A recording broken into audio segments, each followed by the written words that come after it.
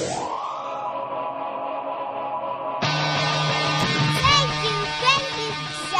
and guns coming. Hey guys, happy Wednesday. It's Bert Kreischer. This is the Bertcast. I know this sounds crappy. I left all my equipment at home. Go to BertBertBert.com. Check out tour dates. Buy a t-shirt. Enjoy. This is the Bertcast. All right. Yeah, I think Gary uses that. Who does? My producer. Oh, you do? You guys do? I think he uses that sometimes. Okay. Yeah, I use it now. It's pretty. It works pretty good. I'm actually pretty happy with it. We're talking to Alison Rosen, everybody. Hello, everyone. Your new best friend. That's right. I'm excited to be here in the man cave that I've heard so much about. I love that you fucking emailed me, and you were like, "I'm listening to your podcast. I'd love to do it." I was like, one of the hardest things is getting guests because I'm afraid to reach out to people because I feel weird. See, and I feel weird doing what I did with you, which is like essentially asking if I can be on the podcast, because my thought is always, well, if they want me on their podcast, they'll just ask. No, that's not how it works. That's Think about it like this. Though. Doug Benson, I'm friends with. I've been talking to on Twitter like just recently, but now I say this, everyone's going to be like, just fucking ask him. But it's like, I feel weird because I know he's busy. Mm-hmm. I felt really weird asking you because I was like, well, you are busy as shit. Like, you really are. You've got your podcast. You got Corollas. You're fucking swamped. I was like, I don't want to fucking bother her because I'm only home 2 days a week usually. Right. And then if I call and I'm like, hey, can you fit into my schedule and drive to my house? But I appreciate it. I genuinely appreciate it. You could say it like, hey, I'd love to have you on my podcast if you ever have time. I did that. I've done that to a few people, and then everyone's like, everyone's always like, yeah, I'd love to. I have a really busy schedule, and I'm like, yeah, okay. And then I don't want to hound them. I just go, fuck it. But I had such a great conversation with you when I did your podcast that was so seamless that I was like, that I was sincerely, that's what I wanted my podcast to be like. Oh. Like when I did your podcast. Thank you. I think it is. Well, we didn't have to talk like, I didn't feel like I had to be funny. I felt like I could just be myself, but it was still funny. Yeah. Like I listened to our podcast, your podcast when I was on it. I listened to that like 3 or 4 times. I have a new segment that I'm doing on my show now called Fan Phone Call. It's actually an old segment. When I used to do a Ustream show out of my living room when I lived in Brooklyn. It was called Alison Rosen's Your New Best Friend, which is the name of my podcast, but it was different format. But I have taken elements of that show and brought them into the podcast. So Fan Phone Call, people would send me their phone number, and then we'd pull them out of a double boiler. I don't know why we use a double boiler. What's a double boiler? A double boiler is it looks like a pot with a pot that sits on top of it. And it's for like heating up chocolate? Yes, exactly. I know exactly what it is as soon as you explain it. Have you ever tried to heat up chocolate not in a double boiler, though? Yes, it's impossible. Yes. And then you go, well, it's starting to knot up on me. I'll just pour a little milk in. Yeah. You're totally fucked at that point. Yeah, so I think... You might as well just throw your fucking pot away because you're not going to clean your pot. Exactly. It's burning. It's caking onto the sides. Yeah, it seems like it should work, though. It shouldn't be that difficult. Well, so anyway, I'm trying to remember how I got this double boiler. I think that I had a relative who had passed away, and we were like in her kitchen kind of going through her stuff, and I saw a double boiler, and I'm like, this is that thing that I need if I'm ever going to melt chocolate. But I never have. You can just take a pot, boil water, and then put like a steel pot on top of that, and that'll boil chocolate. That'll melt chocolate. That's smart. Yeah. Well, so anyway, but I ended up using it as sort of a look at this kitschy receptacle for the phone numbers. And on the show, we'd pull out numbers and then call people, and like half the time they answer and half the time they don't. And that was sort of the fun of it on, when it was a visual show. Yeah. When it was on Ustream and video. So anyway, I've brought that into the show now.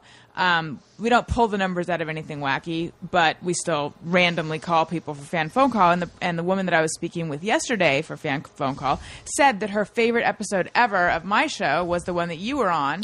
Really? She listened to it more than once. I listen to good episodes more than once. Like I listen to either that or I listen to episodes that people talk about me on more than once. Yeah. I'm obsessive about that. Like really? if someone's like, dude, you should hear what they said about you on this. I get like it's something. Even if it's good or bad. I recently stopped. Here's the thing. Like I had this feeling. I was like, if I don't read it on the internet, if I don't read it, doesn't exist. It doesn't exist. I know. It's so great. It's the greatest feeling to know if. So I just stopped reading my @replies. like almost entirely. And then Really? I read them when I wake up because I figure, fuck it, it's a nice way to wake up. And I reply to like the first like whatever like 5 are recent, and I'll be Yeah. like, tell them whatever information they need. And I'll check it from time, but I don't look at the way I used to. I used to be obsessive and be like, and it's always usually like 98% good, but man, that 2% fucking kicks you in the dick. I know. See, I've stopped going to message boards. I've never went to a message board in my life. Smart. I didn't know. I never understood message boards. To this day, I don't understand how they work in the sense that I know that like you need to register, and then I did one message board. It was I want to say it is an alternative comedy message board that someone said I needed to get on, and I forget the name of it. But I signed up, but I gave my real name. Because I was like, well, of course, that's who I am. Yeah. Well, in my head, I'm like, I'm never going to remember, like, Zany Boy 235. Like, Right. I'm only going to remember Bert Kreischer. So I put in Bert Kreischer, and then I was like, well, I don't want to fucking post anything. People know I fucking wrote it. Then I was like, Yeah. oh, I fucked this up. But I never understood. It's like general, and then today's Right. show or something. Like, Yeah, there's different topics. yeah. In Did you different used to places. read message boards? Yeah, I used to read. Yeah, I used to. Well, I used to do what so many of us do, which is just Google my name and then go look. And And so then I did you used ever to read the. did you ever Google your name and then Google the thing you were afraid people were calling you, and then seeing if that showed up? Trying to think if I've ever done that. Like, that's what I would do. I would type in Bert Kreischer and then start writing the word of the thing I was afraid people were saying, like Well- hack or not funny or like sucks, or those are bland ones. Of course, I could get more specific, but I won't because people start typing that in, and then they wouldn't come up and be like, thank God. Yeah. That's my fucking one fear. I think a long time ago I did type in Alison Rosen fat because that's my because I used to be pretty heavy. So Wait, that's how heavy? there was a lot of me. I mean, I don't like the less than 200, but not that much less. Really? Yeah. Are you shitting me? How old? I mean, I was a chubby kid. Yeah. And I wasn't that weight as a kid. Jewish? But yeah. Okay. I was a chubby kid, and then my weight went up and down. I mean, the first diet I ever went on was the summer in between 6th and 7th grade. I lost 20 pounds. What the And then fuck is it it's- like to diet in 6th grade? It was hard because I had to I'm not someone who eats a ton. I'm someone who has a shitty metabolism, and I know that people don't believe that exists, but to them I say, fuck you, it does exist. In Yeah. the same way that there can be someone who's a beanpole and who's like, I can eat whatever I want and nothing sticks. There are people Those people, who are... if those people exist, there then are the people who opposite are- has to. Right. There are people who it's just like their body their body equilibrium is kind of heavy, Yeah. So, although it has gotten better as I've gotten older, but yeah, in 6th grade, my dad's a doctor, so he kind of monitored it because he was worried about just the idea of here's this kid who's eating, I think it was like 600 calories a day or something. Are you serious? Yeah. Because to put that in perspective, I was on a diet recently. I lost like 35 pounds. Congratulations. Oh, thank you. My diet was. It wasn't even a diet. It was a cleanse. I did a cleanse where I did a juice in the morning. I've talked about this ad nauseum. It's called the Clean Program. Juice in the morning with some proteins and stuff. Snack like a rice cake with almond butter. Then lean protein and green for lunch. Snack with like almond butter and rice cake, and then juice at night. And then in between the two, but we're talking juice, and then nothing, and then a Right. little tiny meal. And that was like 1,200 calories. Yeah. Like 600 calories is fucking nothing. Yeah, I mean, well, that's when I was a kid. Now Yeah. it's not. You still diet? I diet constant. I mean, it's constant. I'm like, but here's the thing. I feel like every woman says that. Like, I feel like Yeah. that's just what it is to be a woman. Is to have. Well, I'm sure there's exceptions. I don't think this is a healthy way to be. It just is how I am. I mean, my mood has to be. My mood is affected so much by stepping on the scale, and it's like if it's 2 pounds up, then I feel like a bad person, and if it's low, then I'm like, oh, like I feel like I just won the lottery. And I mean, I'm constantly counting calories and constantly thinking about it, and it just kind of is my way of being. It sucks. Are you afraid to have kids because of that? Actually, no. Although I want. Well, here's the reason. Here's the reason why I'm not. I'm not someone who is comfortable wearing really form-fitting clothes, or like, even though I've lost the bulk of the weight, I'm not someone who's like, you know, I'm going to show off my body. I still am not, you know, entirely comfortable like in my skin. So I like to put stuff on top of my skin, like clothing. So it's not like, So you're not a naked walker around the house person? Actually, I am. Really? Yes. That's the funny thing. I'm totally fine, like, being naked, walking around the house, and having my boyfriend who I live with see me that way. It's just that, I mean, I don't present myself to the public wearing like bare midriff. So in that way, it's not like, oh no, what'll happen when I lose my figure if I have a kid. But what I am afraid of is the idea that I might be like, you know what, fuck it, I'm going to gain weight anyway. I may as well just eat whatever I want, and then I'll be like 80 pounds later, you know? Well, no. I think that's the. I mean, I don't know. My wife's one of those people that she just ate whatever the fuck she wanted anyway. She didn't care. She was like, whatever. But when she got pregnant, I was like, fuck. We're allowed to eat ice cream like in the middle of the night. Like, this is fucking great. And I gained a dickload of weight. I weighed 186 when I met my wife. Mind you, I had worked out hard as shit to get to 186. I was doing spin class like twice a day and eating nothing. But being healthy, but I was also drinking like a fish. But then my wife got pregnant. I just fucking ballooned up. I was like, that does it. Mm-hmm. And then it took it up until recently for me to lose the weight, because I was like, I also didn't care. It's like, as a male comedian, it was okay. It's okay to be 245. Yeah. You're almost funnier at 245 than you are at 200. Because at 200, if I rip my shirt off on stage, which I happen to do a lot, fucking, it's like, now it's like not that funny. It's like, okay, we get it. Right. You kind of work out, but you're not in great shape. Like that. Yeah. But when you're 245 and you do it, everyone's like, look at that fat fuck. Right. Well, it's like, I did Doug Benson's movie interruption podcast. I'm so bad on that show, by the way. I am so fucking bad. Are you talking about Doug Loves Movies, or are you talking about Doug Loves Movies? I've never done Doug's. I mean, I'd be even worse on Doug's interruption. You did Doug's interruption show? No. Okay, so he has the Benson interruption, which is stand-up comedians. That's what I'm thinking of. Them. No, I did the movie interruption, which is where he invites 4 guests to watch a movie with him, and there's a whole audience watching the movie, and then you interrupt the movie. So, like, you make jokes during the movie. Yeah. And we did Love Actually, and it was me, Doug, Rory Scovel, and Zach Galifianakis. Oh, Jesus Christ. And first of all, I will say this. Rory Scovel is one of the very few people that I've heard on a podcast and fallen in love with, and then actually, did I talk to you about this or something? No, I don't think so. And then I actually ran into him at UCB one night and pulled him aside as a fan and was like, "You're fucking amazing on Todd Glass's podcast."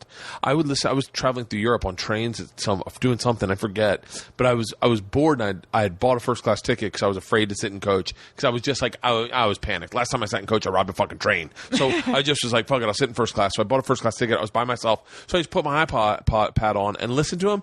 Rory Scovel had me laughing hysterically, and Zach is one of the fucking hands down quickest dudes in the world. So it's you, Zach, Rory Scovel. Zach is, Doug, who I don't care what anyone says. Not that anyone would ever say this. Doug, seriously, is one of the fastest fucking comic wits I've ever hung out with. I know. And it's crazy because pot does not affect his speed at all. No, not at all. And maybe there's a lot of people where that's the case, but I'm certainly not one of them. I mean, when I'm stoned, which I haven't been in a long time because I just don't enjoy it, I'm like, this is what it would be like to be really dumb. Honestly, this must be the experience of being really stupid. I think I would be in that moment, and I would be assessing how much I wasn't talking. Yeah. As opposed to enjoying it. Right. Well, so anyway, Zach made a joke that I had been thinking of making. And this is during the movie interruption. Yeah. And the funny thing is that then I had Rory on my show, and I think he might have said that he had been thinking of making it too. And I listened to you and Rory. Oh, you did? Okay. On yours, that's where I'm fucking... Okay, keep going. Yeah. 'Cause I don't remember this, but keep going. And so anyway, what it was Zach took a bag of M&Ms or something and held the microphone near it, and then for the longest time was just opening, like, he was being that person who's opening hard candy at the movies, you know? But for the longest time, so it became funnier and funnier, just all the crinkling, and then he, ate one and just went... but he just dragged it out, and it was hilarious. But I had actually been thinking of doing that as well, and it occurred to me, for some reason, I think that it's much funnier if Zach does it than if I do it. And that's to the point of what you're saying about how if you're at 2:45, maybe people thought you were funnier. You didn't say that exactly. No, yeah, no, right, There's a no. thing, like, somehow if I make that joke, it's like, I think people don't quite know how to take it. Whereas with Zach, you know, maybe they're just familiar with him. And I know not what you're familiar saying. with I know what me. you're saying. Zach did something on radio one time. I hate to fuck. I don't mind. I'm so self-conscious of talking about other people on this show because so many people obsess about talking about anyone. But Yeah. I will say, Zach did something on radio one time that I thought was the funniest thing I'd ever heard in my entire life. They called in for a radio interview, and they called and someone answered the phone, and they were like, "Hello."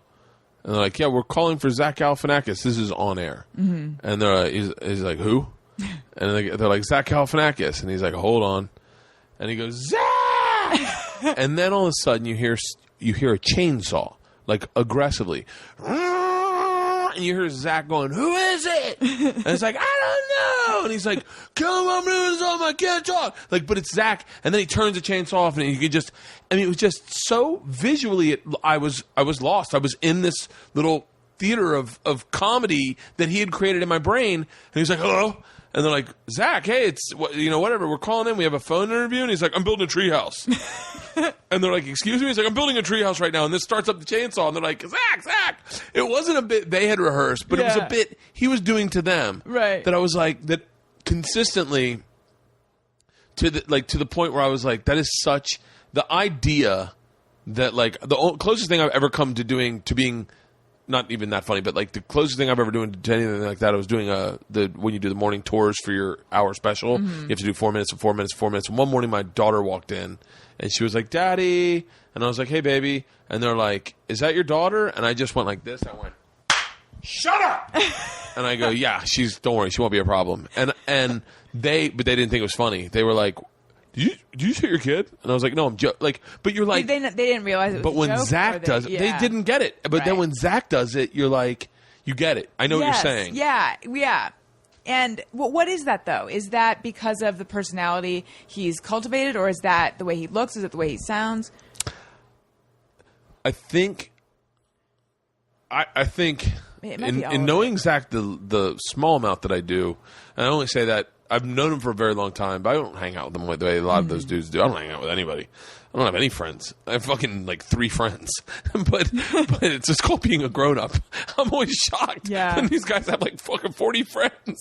I'm like, I know. Wait, don't you hang out with your wife and kids? Like the closest thing I have to friends is this podcast. This is the best thing that ever happened to me because I'm fucking hanging out with a ton of people. So, but Zach, I think everything in Zach's life is a fucking joke. I think he sees everything as fucking hilarious. I remember when I first met him, he was staying at the Gramercy Park Hotel. Mm-hmm. Me, him, and Nick Swartzen and some girls went up to his room, and he took me on I think we got high, but he took me on a very extensive tour of his room.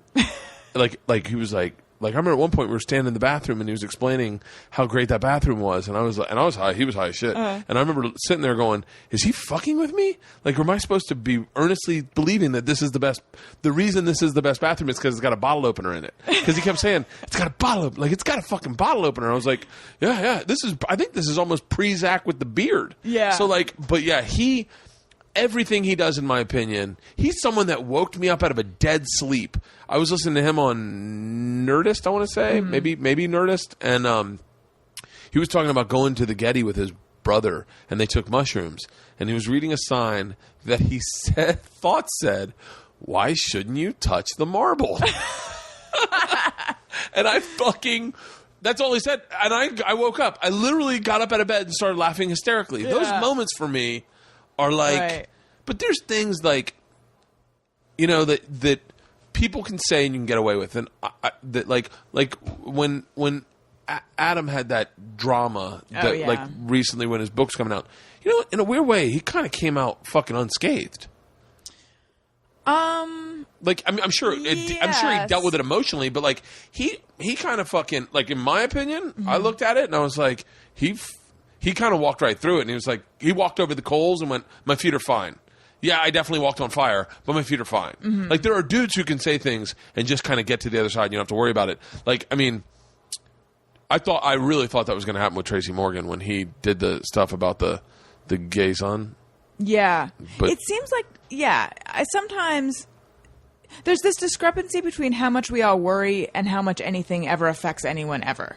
Like, I realize this just in life sometimes, that I fret over the tiniest little thing and I think, oh God, blah, blah, blah, blah, blah. And then I look at someone else who did something that was really, and I'm not talking about anything that we had just talked about. No, yeah, I look at someone else who does something, someone who does something more egregious, and I'm like, their life has not been affected at all. What does it take? I'm shocked by that. Like, I'm shocked at dudes who can cheat on their wives and not. I know. Like, I'm like, I would be a mess. Yeah. I would be a fucking mess. Like, I look at, I think sometimes, like, I had a bad set a long time ago. I had a bad set. I have a great manager right now. I used to be represented by a guy that was a great manager too. He was great at, like, sizzling down all the shit that you were worried about. Mm-hmm. Like, he was great at dealing with messes. That's what he was. All his clients were, and still to this day, are all fucking hot messes. Right. Fucking all of us were and still are wrecks of men. Fucking looking for some father figure that I don't know what it is. But I remember having a bad set for an ICM showcase, and I was crushed. I had the first showcase I ever did, I got a deal out of. The second showcase I ever did, I got a deal out of. Third showcase, I bombed. And I remember for like 2 days, I was fucked up. I was like, I bombed. I mean, like, what the fuck? I bombed. Yeah. And I remember he called me. Bertcast, I'll tell you who he is. He's a great guy. I wondered if that's who it was when you said that every one of his clients are messes. Well, just because I know of him as someone who dispenses advice a lot. He does. I know that basically just through Jay Moore's podcast. Yeah. Yep.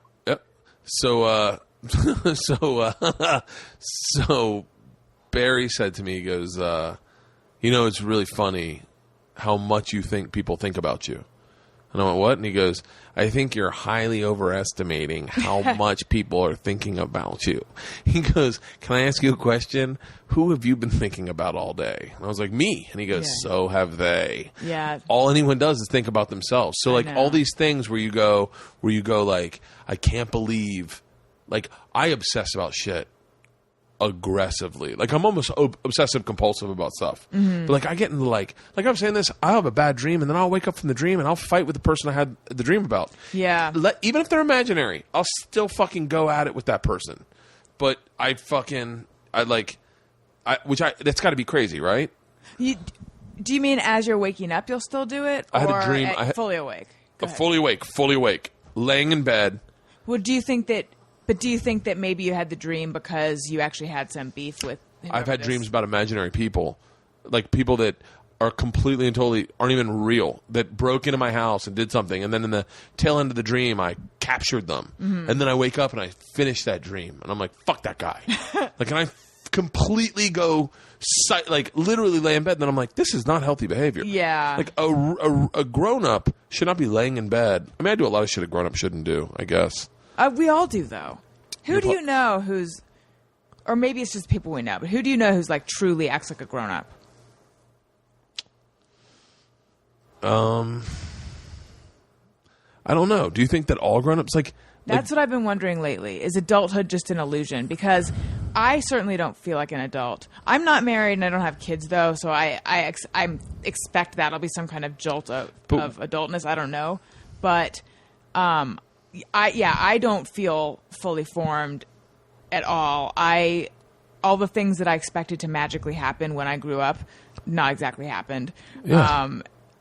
And when I talk about that with other people, who are our age or who are, quote unquote adults, they say that as well. I don't know. I wonder if my parents feel like adults, because that's who I'm, it's the generation thing. I feel like the generation before us acted a little more like adults. Maybe that's just because I looked at them when I was a kid. Well, I think they also had different, they had different expectations. I think they're in a weird way. Like, I was kept a child as long as possible because my dad could. The longer I was a child, I had health insurance.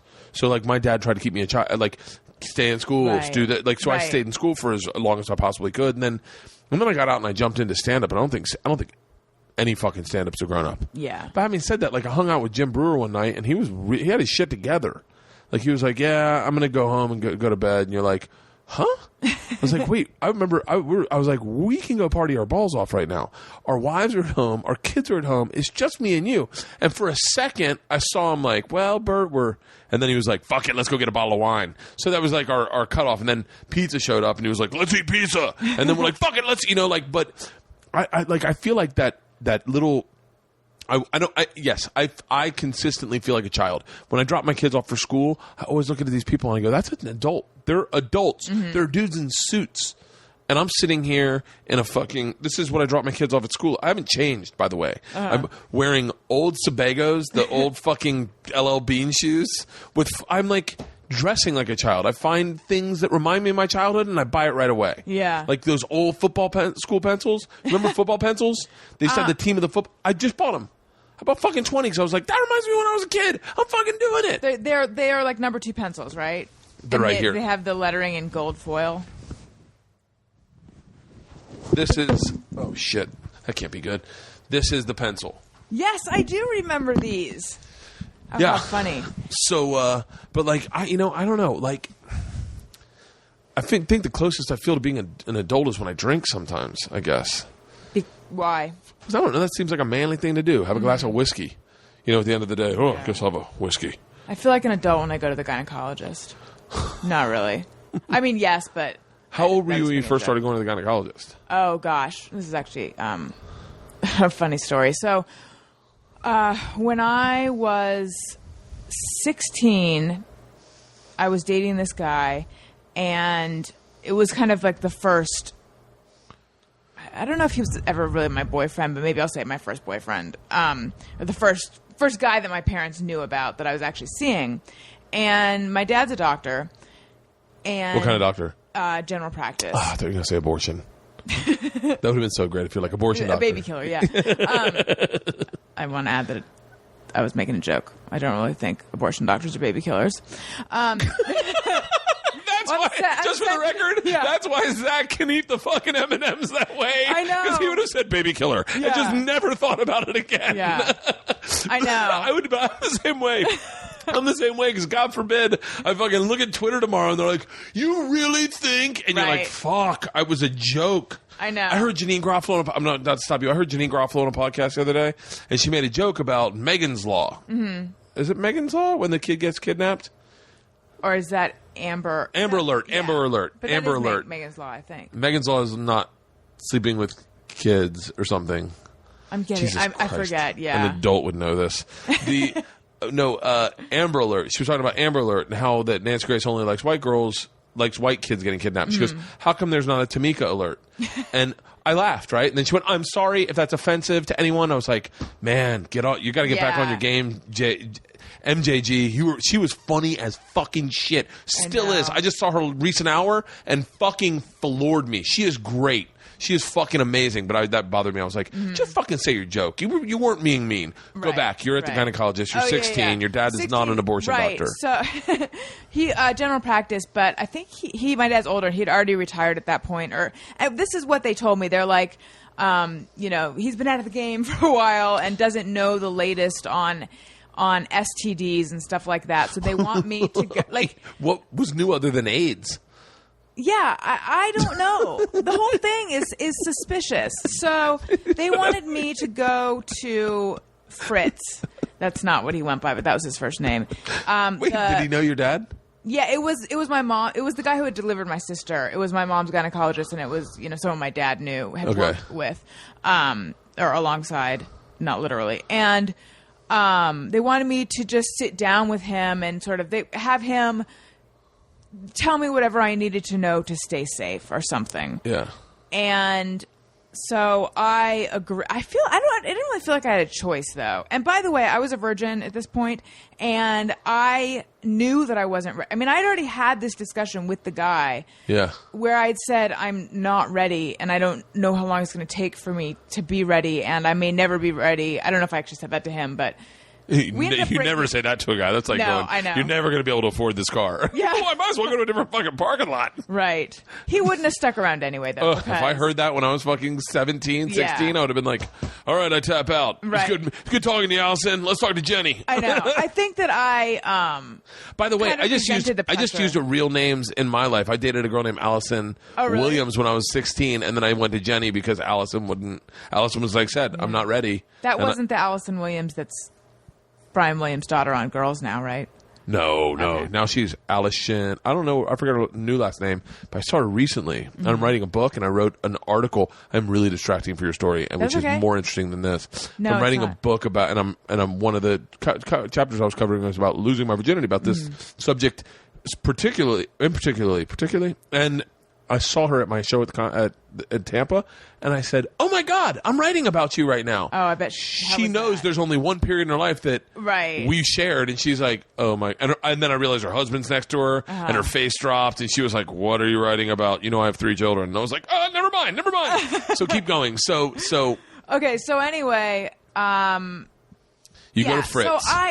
So he said to me that all these girls are coming in with warts on the back of their throat because you can get that from, like, he gave me the biggest load of what turned out to be shit because and he also said, I remember, and this is a visual, so he's like, and also anal sex, and he put his finger up in the air and he wagged it back and forth. Just don't do it. And I was like, anal sex? I'm not even ready to have vaginal sex. And he's like, now when you're ready to have sex, I want you to call me before you do anything.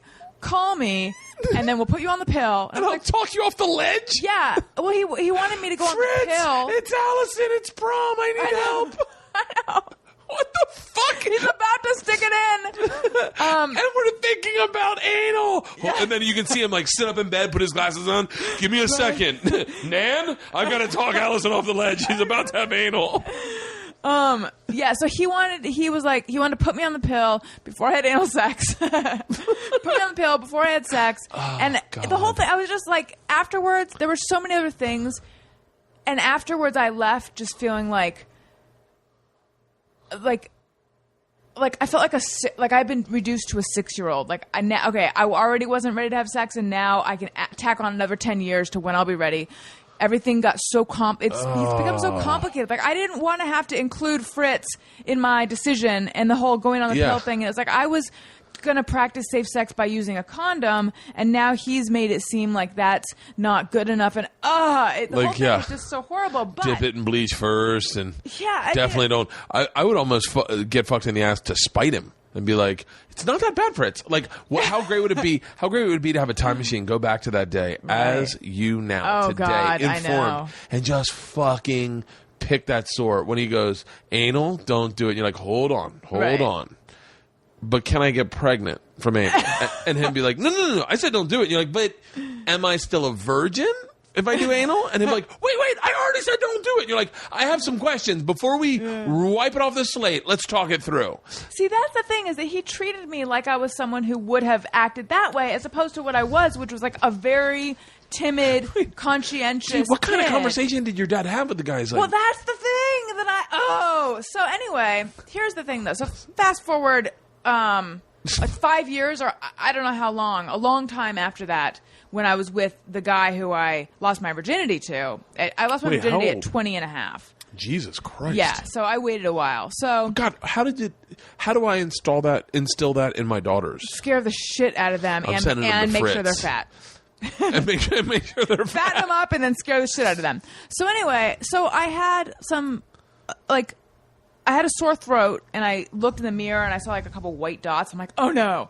So I went to Fritz, showed him, and he's like, oh, I don't know what that is. You have to go to an ear, nose, and throat doctor. And then now my gynecologist, who's nice and good and non-judgmental and not the dick that he was, is like, oh yeah, the idea of warts in the back of the throat, this is what she said, it's a non-issue. Again, I don't know if it exists or not, but it's a non-issue. I mean, I don't need to be worried about it. And this guy had scared the shit out of me about that. So this is one. I think there's a few things where with my parents, I feel like, what the fuck? Were you the youngest? No, I'm the. Well, okay. So I have older half brothers from my dad's first marriage. Okay. My parents are are still together, and I'm their oldest, and then I have a younger sister. Okay. I'm the first daughter, though. So my mom concedes that maybe he misunderstood what they were asking. Like, I don't think they explicitly said to him, can you please scare the shit out of her and send her into therapy for a few more years? But I think that they'll admit that maybe he misunderstood. But then another one of my friends has put, like, a long time ago pointed out, but even if he didn't misunderstand, it's still a weird thing to do. It's a weird thing to decide weird. that. It's weird. All I can do is I have this visual of you asking a pointed, accidental question, like a question that maybe your parents misconstrued, and then you walked out of the kitchen, and then your mom's like, "Oh, honey, what should we do?" And your dad goes, "I'll send her to the Iceman." And then he's like, "Fritz, I need you to the do cooler." Yeah, I'll send her to the cooler. Yeah. But it's the other thing is, like, I take it to I do a version of that to other people's teenage boys, where because I have a distinct history in partying. I know. I read the story. Where I feel like sometimes I have created a legend for myself that, albeit accurate, no one can ever live up to. I mean, by all intents and purposes. Yeah. By all intents and purposes, I should be dead. I look back and I go, how the fuck did I do this? Like, I look back and I'm distinctly fucking shocked. And I go, it's going to come to a head one time. One day it's going to come to a head. I need to slow it down. And I've taken great strides in being more adult. But I see kids who are like, say stuff like, are you really the real Van Wilder? Which is a stretch of a statement, because it's like, there's no real Van Wilder. It was a fucking movie. But yes, in essence, it was based off of an article written on me. But of course, I'm not going to say it. I go, yeah, you got it, baby. But then I find myself saying stuff to kids that I want boys to know that losing your this race to lose your virginity is not a race anyone else is in. You're the only one in it. And if you get comfortable with the fact that you're still a virgin, you can be a virgin and then actually kind of enjoy the first time you lose your when you lose your virginity, as opposed to having a fucking horror story like I had. What was your story? Oh my God. Could not get worse. Literally, you couldn't even put this in a fucking movie. No one would believe it. I thought I was 17 and I had gone from like chick to chick to chick. You can have a beer if you want one. Oh no, I'm good. Okay. I went from chick to chick. No, it sounds like you opened a beer. I know, it does. You know what? I should either that or farted. Have left that. If only my fart sounded like that, like an asteroid. God, if I farted like that, I would fart all the fucking time. Me too. I got my ass waxed one time, like a full Brazilian, and I noticed the reason women don't fart is when you don't have hair down there, like it makes like a prap, prap, like it makes a fart noise louder. Wait. But when you have hair, you can just... I'm stuck with the idea that you think women don't fart. I know women fart. My wife farts like a fucking beast. She farted during oral sex one time. You know what they call that? Commitment. When you take one on the chin for the team, now I'm doing a bit. But that's a fucking true story. Wow. True story. What was her reaction, though? I started crying. Oh, and I go, what the fuck are you crying? What are you crying for? I'm the one in the hurt locker. I go, what the fuck? And then she said, you're going to talk about this on stage. And I swear to God, I had never even thought. I kind of wanted you to meet her because she is like you, very open, very honest, kind of very insightful. You're a good listener. Like, I'm a horrible fucking listener, as you can tell by my podcast. No. I feel like I bring people on here to interview me. But that's part of the seamless, just conversational style. Yeah, I want to meet your wife. Let's hear about the first time she lost her virginity. I don't even know that story. Hang you on think a she'll second. be comfortable doing this? She might be. Hold on one Okay. second. LeeAnn! All right, she might come out now. So, no, I was 17 and I had gone from like girl to girl to girl to desperately lose my virginity. I had a couple times where I came close, but nothing like. And I also didn't know what I was getting in for. Like I think I thought it was going to be different than it was. I thought it was going to be like I've seen in the movies, you know. But it was not. It was just. It was.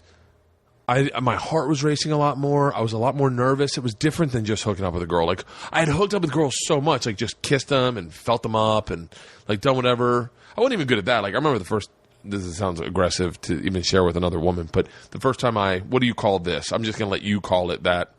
Well, my brain said finger bang, and yet I hate that word. Yeah, well, I hate the word too. Yeah, put your fingers inside a lady. Yeah, finger a girl. Right. I was on the haunted ride at Disneyland. Yeah, where the so funny. Someone's got a great joke about that too. But I don't have a joke about it, but I was on the haunted ride at Disneyland and I did it. I put it in, but I didn't know you were supposed to like do anything with it. Right. I Was just she put wearing it a in. Skirt? How did this happen? Loose pants. Okay. It was the fucking 80s. Oh, right. All right. You know, remember those pants that start at your waist? Yeah. And, I put it in and I left it there.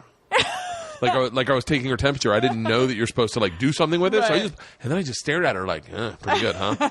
I mean, it couldn't have been it was the creepiest fucking thing in the world, but I didn't know what to do. I didn't know. So like I was bad there, but I had thought that sex would be something that naturally I just succeeded at. Yes, I have had this problem of thinking that my first kiss was very like I was holding my lips taut and kind of like you were eating a lemon? Like yes, like pursing them and then kind of like moving my lips back and forth like a fish or something. Harder's better. Yeah, Harder's better. It was I remember thinking, well, this will just come naturally. It did not at all. I think because I was so tense. I was so taut, you know. I was like my lips were like an asshole. My first kiss, my lips were like an asshole. Wow, if you had told that to Fritz, he would have been he would have been like, then definitely would have popped off. That's a big no-no. We got throat warts and anal sex in your mouth. Are you fucking kidding me? No, my first kiss was with Marie Koval. And she kissed me, I think. She kissed me. Mm-hmm. It was in her hall, in her like foyer, by her stairs. Although it wasn't a foyer, it was like, but that's what it would be called. And she kissed me, and I definitely fucking lost my mind. I was like, holy shit, I'm into this. Like, I'm into chicks. Like, I don't think I'd ever realized sexuality at that point. I mean, I knew I like dated girls, but I didn't know there was shit you could do with them. And then when I kissed her, I remember my heart sank, and I could. Oh no! Oh my god, I know where my first kiss was. It wasn't there. That was my second kiss. Oh. My first kiss was in my bedroom. Oh shit. We were in my bedroom. Her mom was the principal of the school I went to, and my mom was a teacher. And our parents were over, and we were on my floor, and I guess we were wrestling or something. We were friends. How old were you? I was in 7th grade. Mm-hmm. But we were on my floor, and we were rolling around, and then she just stopped and kissed me. And I was like, fucking... I remember that night, I could think about the moment, my heart would drop again. Yes, I would have that. I remember those early moments, thinking about them and having a whole, like, feeling it all over my body. Now I don't, like, now I can think about things about my wife and I'll get, like, I'll be like, yeah, like, but it's not like that. It's not like 8th grade when I go, or 7th grade when I go back to that. And then I kissed her, like, 4 times after that, and then I dated her, and I was like... Dude, I'm fucking into kissing. That's my shit. Fuck baseball. I just want to fucking kiss chicks. And then I lost my virginity in 17 to a beautiful fucking girl. That will remain nameless. But anyone that would fuck me, fucking dreamboat in my opinion. So, but I will just give you the very short story of it. I got the condom, and I got her totally naked. Then I took off like my pants to my ankles, left my jacket on. I had like my Letterman jacket on. I had a fucking hat still on, like shoes laced up. I mean, I'm fucking real romantic here. I take the condom, I open up, and I never really looked at I'd never done a condom, and I saw it was rolled up, and it just didn't make sense. I was like, what? Like when I thought of what a condom would look like, I swear to God, I just assumed it would be like outstretched and then kind of folded like a shirt inside that packet, because that's what it looked like. Right. Yeah, because it's square. Yeah. So and I was like, oh, it'll be square. Like, and then I looked at it. I was like, what the fuck is this? Did you unroll it before? So I unrolled it all the way. Oh. And I was like, well, that's really big. Like this. I apparently got the wrong size. So then I rolled it up a little bit, like to like what I thought my size would be. Because I was thinking the whole time, I remember thinking my mom unrolls my socks like that. So then I went to slide it over, and as I went to push it over, it inflated because there was air trapped in there. And now I'm like, fuck, how do you... So I'm trying to squeeze the air out, but it's not. Now it just looks like I'm making balloon animals down, and then finally I just throw it away. Now she's still naked. So I throw my pants back on. I run out to my buddy Hartley, and I'm like, hey, I need another condom. He's like, you're done already? I was like, fuck it. Long story. Give me another condom. What did you say anything to her as this was going on? She didn't say a word. Okay. She's just sitting there like naked, waiting for me to get ready. I guess. Right. I'm sure I should have been a lot smoother. So I go back in. Now it makes sense. Pinch reservoir tip, slide it down. Okay, now I'm getting it. I remember putting the condom on. I remember thinking it felt good. I was like, that felt pretty intense. Like, that was a bit, like, I remember going, hello. You're like, and there's more? And I was like, whoa, can't wait to see what the rest feels like. So I put it on, and I get it on, and then I get on top of her, and I swear to God, in real time, it was like one, and then like a withdrawal, and I'm done. I'm done. I remember the feeling was absolutely overwhelming, but I was caught up in all of it. I'm on top of a naked chick. Like, it was the build-up to, and I was like, fuck, and then it was over. And I looked at her, and she said to me, are you going to put it in? And that's the part where it gets worse than you can imagine. My dick's between her butt cheek and the bed. I didn't even lose my virginity to her. I lost it to a mattress. And I was like, oh my God. I mean, like, I will save you from the rest of this horrific story, but suffice to say, so well, I started then. I was already done. I'd already compromised the integrity of said second condom. Right. I've gone through 2 condoms. I haven't had sex with a chick yet. I'm tearing through a box of condoms, and I haven't even started. Right. You should have just had Hartley give you a box. Yeah, Hartley, fuck that guy. So. Not fuck that guy, but fuck that guy. So then I had sex after I had already, like. Wait, how could you? You were still. I was 17. So. Oh, right. You get hard really fast, yeah. Yeah, well, I was already still on. Right. I was like, fuck yeah, man, I'm in. And then, but I'd already compromised, if that makes sense. I'd already compromised a condom. So it's like, almost like, imagine if I can put it into an analogy. Fucking her with your jizz. Sorry. Thank you, Allison. I'm glad you put it that way and not me. It's gross, like, I was going to say it's like going on a hike, but before you go on the hike, you dunk your feet in the river. Right. And then you get your socks all nice and moist, and then you go, all right, guys, it's not an enjoyable hike. No one wants to take that hike. Right. But that was how I technically lost it. And I was like, I remember still, it caused me so much fucking anxiety. Because I thought, like, what if I get her pregnant? I'm not ready for a fucking kid. I'm 17. And I definitely thought, what if I get AIDS? Because I remember I believed you could get AIDS by wearing a condom with a virgin. Like, that was totally in the wheelhouse. Yeah. Oh, my God. I took a pregnancy test every time I had sex. Seriously? For the longest time. But Do you have anxiety now? Not like that. But yeah, I mean, I'm a person who worries too much about things. Think about the opposite. Not like that, but not like back then. Think about the opposite of that. You took a pregnancy test every time after you had sex. Protected sex. Yeah. Then there are women that have a baby inside them for like 6 months and don't even know they're pregnant. I know. What kind of laissez-faire attitude do they have towards life? Yeah. Where they go... And towards their period. Like, how often are you not getting it? Like, seriously? Right. Where the fuck? That blows me away. I know. I was like you. I definitely thought anytime there was, every month I was nervous. When a girl said she got a period, I got excited. I was like, fuck yes, there's a God. I even took, I've never told anyone this. I took the morning after pill a few times, even when I'd had sex with a condom, if I would, because I was always worried about that thing that I don't even think exists, even though you read that it exists. And if there's anyone, let me finish the sentence and then say what I'm trying to say. The idea that you can get pregnant from pre-ejaculate, pre-cum. Is there anyone who has actually gotten pregnant that way? I don't know of anyone, but I was always I would be like, did the penis come like within a 5-foot radius of me before there was a condom on it? I'll just take the morning after pill to be super safe. Jesus. No, let me tell you something. I straight up blew loads of my wife for like 6 months and we couldn't get pregnant. Well, so I was like, that is the irony, is that I'll probably start trying to get pregnant like relatively, I don't know, maybe hopefully at some point this year, I'd say. I don't know for sure. And I think it's probably going to take me a while, and then it'll be like, I've spent so much of my life making sure I don't get pregnant, and the irony will be if I can't get pregnant. Yeah, that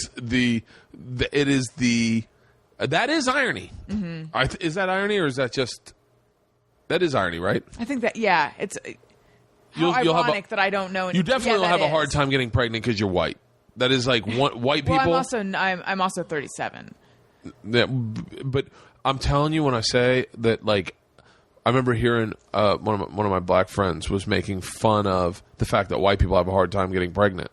He was like making fun of him, and I was like, that is the majority of my friends. Yeah, the majority of my friends are like have a hard time getting pregnant. It's just that's why you see there's so many twins now because people are doing the in vitro or the. Yeah, all our friends have. Yeah, all our friends have twins, and it's because they do that and you can spin it. You can pick if you want a boy. Right. That which kind of I can't do. If God gave me 2 girls, I'm cool with 2 girls. I definitely it changed who I am. Mm-hmm. Like I've talked about this. I talked about this and then had an anxiety attack because I talked about it. Because I was like, I don't want people to misconstrue what I said. But I can relate to that. Yeah. I have had to make big changes in my lifestyle in that I don't wear underwear regularly. Like when I wear pants, I don't wear underwear. But for the longest time, when I slept, I just slept naked. But it got to a point where my daughters were of the age where I couldn't just be a naked dude in the house. Yeah. Like that was not cool. And I started to have to wear underwear everywhere. And then I started to have to like change in my closet because I don't want them to walk in on me naked. And now I have to take shits with the door locked. Like everyone else takes shits with the door wide open, but I've got to lock it like I'm a fecal freak. So it changes parts of your personality. Mm-hmm. But I'm cool with it because I don't want my daughters to be screwed up. Right. Like the last time I talked about it, I kind of made a glancing like I can't walk around the house naked. Like, and I'm sure everyone heard it. Like he just is shoving his dick in everyone's face. I'm not. I'm just a regular human being who's living in a house that's, you've seen the size of my house with female dominated, with dogs and cats and fucking someone comes. You have an aunt come over. You definitely put on underwear. But when you're in your own house, if you're gonna walk to the bathroom to take a shower, and the towels are over there, you're not gonna like walk to go get a towel, then walk back to your room, then take your pants off, put the towel on, then walk over here. Yeah. Like, you're just going to fucking walk get the towel. But that's one of the things I hate the most about if I'm... It may sound like there's a ton of things I hate. But if I'm staying at my parents' house, because they live in Orange County, and the Adam Carolla Show does shows down in Orange County, so oftentimes, just because of traffic and whatnot, I'll go down a little bit early, and then I'll spend the night. Yeah. And... if I have to, and then we did like a series of shows down there, and if I have to stay there for a number of nights, I begin to get so agitated over having to, put my clothes back on in between the bathroom and the room I stay in. And I don't know why. I don't know why that. No, it's because you establish independence in a weird way. Your nudity defines your independence, right? Because you all of a sudden like you become this.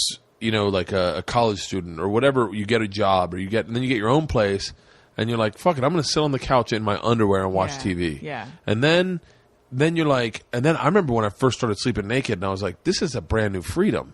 Like I just had never done it. And then I started getting drunk and passing out naked. I was like, and then I was like, this is in college. And I was like, fuck it, I sleep naked. I am that guy. I'm putting that stamp on that is my passport. I am a naked sleeper. And I was like, and then I stopped wearing underwear altogether and I haven't owned underwear. My daughters and wife went out and bought me underwear, but they bought me like gay pool boy underwear with there's underwear with a chunk in the center. A chunk.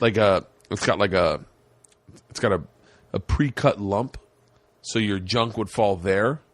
Oh, okay. I'd have to put it on to show you, but trust me when I say, when you see it, you're like, that's not straight guy underwear. It makes your junk look bigger. Oh. No woman really cares for that. Was it a joke? No, they just bought me underwear. And they just... Well, my daughters bought me underwear.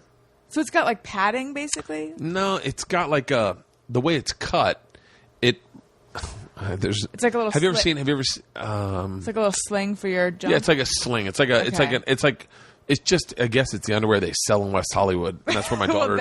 There you go. My daughters got it at a Target in West Hollywood, and it was like, And so they got it for me. They were like, Daddy doesn't have underwear. We should get him underwear.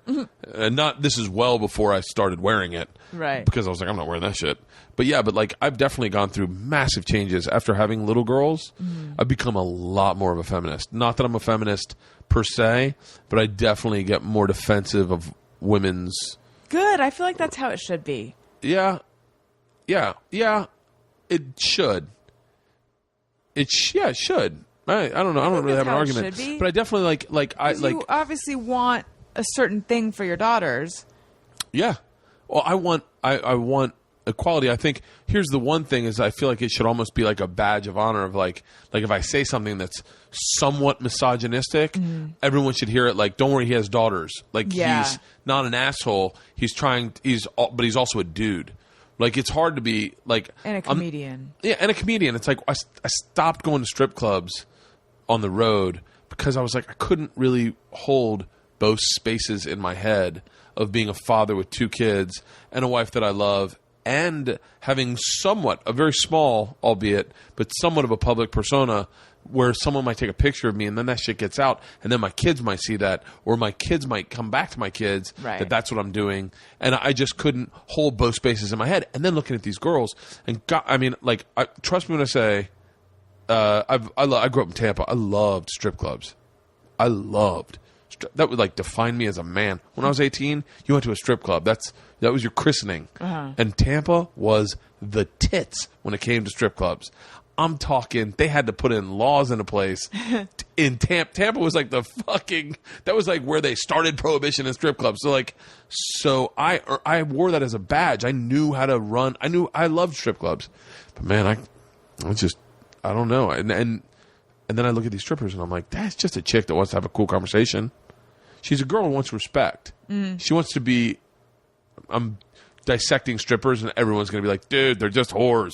No, it's just she just wants you to like her.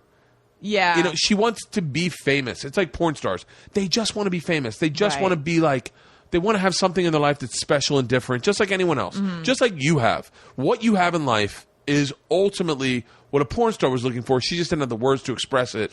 She just knew how to do it with her vagina. Does that make sense? Yes, does that make any sense? Yeah, it does. It's the same girls that let guys run trains on them. It's not because they're whores. What does that mean? Run trains on them. Maybe we shouldn't talk about it. No, we should. I feel like I should know. Like if 2 guys have sex with a girl or 3 guys, it's they call it running a train. Like in a row, you mean? Yeah. Like, not simultaneously though. Sometimes simultaneously, yeah. I mean, I've never been in a train. I can't speak from. I don't even know many people that have ever been in a train, but I know for a fact that there are lots of dudes who have claimed to be in trains that have told me about trains. And I was in a situation one time where I felt like a train might start. Like I remember there was the energy was weird, and I fucking called it off because I was like, I'm definitely not going to be a part of a train. That is not going to be in my biography. Now, but is it called a train because people are kind of lined up, or do you know? I'm trying to figure out why it's called that. I don't know. Come on, ride that train and ride it. Choo choo. Come on, ride that train. That's what that's about? I'm guessing. God, I'll tell you what. My two. Educational. I'm not going to say their names, but 2 of my good friends who are black were shocked that I'd never been in a train. They were like blown away. You never been on that? Come on, man. You never. And I used to make a joke about it. I was like, oh, we call it leaky submarine, where the girls panic submarine and where the panicky sailors are going to plug up all her holes. And they were like, oh, okay. And I was like, I'm joking. I remember, I'm not even going to say the person that was standing next to me. Yeah. Because, no, I'll say it. Amy Schumer was next to me, and she thought that was the funniest fucking thing in the world. And she was like, did you just make that up? And I was like, yes. She goes, you got to tell that on stage. But, like, yeah, I've never been in a train, but trains are something that's common. Like running a train on a girl. It's not common. What the fuck am I saying? Common. No, I've never done it, but I've heard of it. Sometimes I feel like I'm not aware of so much of what actually goes on in the world. Well, it would have been weird if you were like, oh, trains. Fuck yeah. College. Yeah, I know. Oh, yeah. Trains, just don't do it. That's what Fritz would have said about that. Fritz would have been like, and don't let dudes run trains on you in spring break. Listen, let me tell you something. If a guy wants to put his finger in your mouth while they're making love, that's fine. That's fine. That's acceptable. No, trains are like, I don't know. How do we get on this conversation? You were saying that porn stars want to do what I do, just they do it with their vagina. Yeah. And then you were saying like the women who let guys run trains on them, and then I said, what is that? Yeah, I mean, I respect porn stars for what everyone's got to make a living. You got to do what you got to do. But ultimately, if you could, I would venture to say that at the age of 18, when a woman decides to do porn, which I think is probably the coming out age, if you had just said to them, "Hey, would you like to host a talk show?" Yeah. And gave them the ability to do it, they'd all be like, "Fuck yeah!" I think so. I don't want dudes running trains on me. Right. I would much rather be able to just be myself. Right. And not have to have sex to be myself, I guess. So once you know that and you go to a strip club, you're like, this woman just is trying to fucking make money. And then I'm not going to fucking overthink it. I just say, if I say that as a father of 2 daughters, I had a hard time going to strip clubs. I've been since, but I don't I don't get lap dances. Because you're probably looking at them thinking that's someone's daughter. Yeah, right? I definitely do. And then one of my friends was like, well, just use it as research. Ask them about their dad, and then don't do the shit their dad did. Like, yeah. So I was like, oh, good call. Maybe I'll do that. So how did you have your daughters? Out of my wife's vagina. Oh, that's how it works. Yeah. Okay. No, but I mean, you said that was it hard for her to get pregnant? No, it was. I really want my wife to come in for this. I'm gonna call her right now and see if she comes out. The first one was on accident. We were dating. I hate telling people that too. I don't really share that often. But you're telling secrets, so I'm telling secrets. I've never not told it to anybody. But I hate saying it because then people go, "Oh, he got her knocked up. He had to marry her." And that's actually not it at all. I'd already bought the ring, and I already knew I was going to ask her to marry me, and we were already living together. But she got pregnant during that time, and then I freaked out. I was like, "Oh fuck! Like, is this what I want?" Because then now it's like I'm thrust into it. Yeah. And I was really terrified she couldn't get pregnant. Hey Georgia, can you send Mom to the man cave? Well, we're making brownies right now. But send Mom to the man cave. Like, tell her I need her. Okay. All right. Well, Daddy needs you right now. I told him we're making brownies, but he's on the phone. Okay, just tell her to come out when she can. Okay, Georgia. Hello? Hey, can you come out to the man cave when you can? I'm making brownies. Oh, fucking no. Yeah, I know. Can you come out when you can? Yeah. Okay. All right. Bye. Love you. Bye-bye. So everyone's gonna be like, "What a great fucking wife! She really makes brownies." No, she. So we got pregnant, and then I got panicked, and then we got married. Probably,